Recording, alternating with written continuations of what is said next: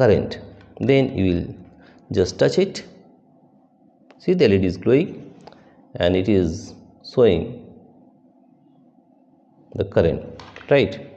But if you want to know the actual value, then you have to put this one in milliampere point, this whole milliampere hole, this one,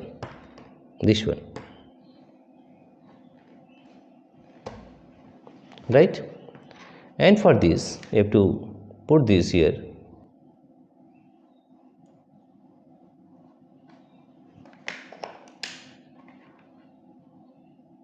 See, it is showing nearly,